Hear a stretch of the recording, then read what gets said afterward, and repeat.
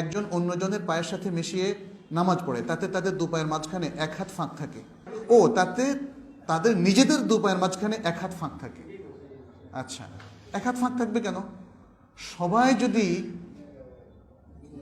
মিলায় তাহলে কিন্তু এক হাত থাকবে না, এক বিগত বা তার একটু বেশি থাকতে পারে। হ্যাঁ, আর আরেকটা জিনিস সেটা হচ্ছে, যদি যেমন একটা মসজিদে দেখলেন যে অধিকাংশ মিলাচ্ছেন, আপনি একাই আছেন, মিলাতে চাচ্ছেন, তা আপনি একজনের সাথে পারবেন, আরেকজন তো মিলাবে না।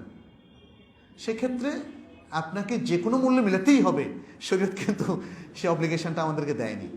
এটা হচ্ছে একটা সামষ্টিক ইবাদা।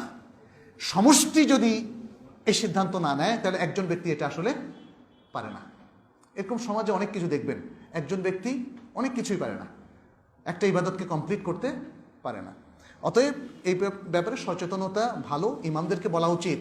ইভেন এখানে মাযহাবি ইখতিলাফও নাই, কিন্তু যে হাদিসগুলো এসছে সুদ্দুল ফরজ, তারপরে ইস্তাউ ওয়াসুদ্দুল ফরজ হাদু বাইনাল মানাকিব ওয়াল আকদাম ইত্যাদি আরও যে সমস্ত ঘোষণাগুলো এসেছে, সেখানে ওই যে আরেকটা আছে আপনার খুব কঠিন আরেকটা নির্দেশ আছে। এই প্রসঙ্গে হাদিসগুলোকে একসাথ করলে বোঝা যাচ্ছে যে এভাবে মিলিয়ে দাঁড়ানোটা খুব জরুরি একটা বিষয়।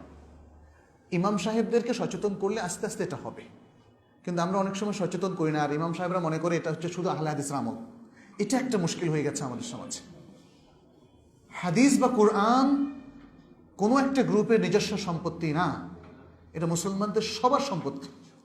অতএব এই হাদিস মালিকি মাযহাবের হাদিস, এটা হাম্বলি মাযহাবের হাদিস, এটা হানাফি মাযহাবের হাদিস, এই ধারণাগুলো শুদ্ধ নয়। সহিহ হাদিস সবার সম্পদ, এবং সবার উচিত হচ্ছে সহিহ হাদিসকে গ্রহণ করা।